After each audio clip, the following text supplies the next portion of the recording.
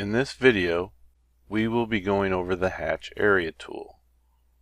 You can get to some of your hatching tools by being in the drawing workflow, and under the Annotate ribbon, you have a group called Patterns that has some of your hatch tools. We will come back to this group a little bit later, but how we're going to come in and place our hatching, I'm going to come back up to the workflow. I'm going to switch to the MO.CAD detailing standards, and I'm going to come to this third group called Graphic Scales, Patterns, and North Arrows. I'm going to select the down arrow, and I'm going to select this tool called Hatch. And since I loaded the tool with the MO.CAD standards, it'll load this Hatch Area tool with the correct spacing and angle. And as long as I have my annotation scale set correctly, which I set in my last video, this hatching should show up correctly on my drawing. You do have several different methods you can choose from up here at the top. You have Element, Flood, Union, Intersection Difference, Points, and Fence. We'll probably go over a few of these in the next few videos, but we won't go over all of them. Right now, since I have a block out there and it's an element, I can just leave this set to Element. I can leave my spacing and angle alone since I loaded this tool with the CAD standards. If I wanted to change the spacing or the angle, I could always change that, but I'm going to leave them set to the CAD standards. So now if I want to hatch an area, I just need to go out to my element, left click and select it,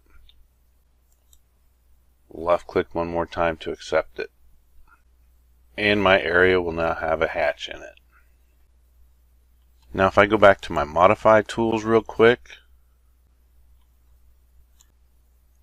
and I modify this element, you can see that hatching will go with the element. I'm going to do a couple undos, go back to my CAD standards,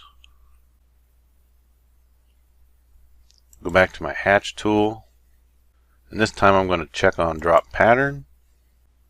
Now if I go out and left click and hatch that element, left click once, left click again to accept it. Now if I go back to my modify element tool and I modify that block, since I had the drop element checked, you'll notice that the hatching stays static and it does not move with the block when I modify it. So that's just another option you have under there. I'll do a couple undos, go back to my CAD detailing standards, go back to my hatch tool. Now I'll uncheck the drop pattern, and if I check on the associative pattern, and what this option will do is it will create an independent associative region element that can have its own level, and it reacts to changes to the original boundary element. So I'm just going to come up here and change my hatch from white to a different color. I'm going to change it to green. And now when I come out and left click on my block, left click again to create the hatch.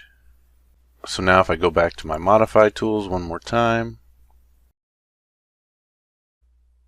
so now if I come out and modify this element, you can see the hatching goes with the element when I modify it. But now if I come up and select my drop element tool and make sure everything's checked off except for complex, and I come out to my hatching and I select it to drop it, now if I come out and modify my element, you notice my hatching has its own boundary that's separate from the actual element itself. So that's what the associative boundary will do. It will create a boundary around that hatching and keep it associated to that original element unless you drop it. So now I'm going to do a few undos to get that back to the original shape. And I'll go back to my MO.CAD detailing standards and go back to my hatch tool. You do have this option down here to make your hatching snappable, so if you needed to snap to your hatching, you could check that on. I'm not going to worry about that. And then down here at the bottom you have this checkbox called Use Element Symbology. If this one is checked on, no matter what you have up here in your attributes, whatever color the element is that you're hatching, it'll use those attributes. So even if I change this hatching to green, and I have this Use Element Symbology checked on, and I go out and I select that element, left click again to accept it, it's going to use the same attributes for that hatching that that element was created with. So that's what that option does. And those are the different options you have for the Hatch Area tool.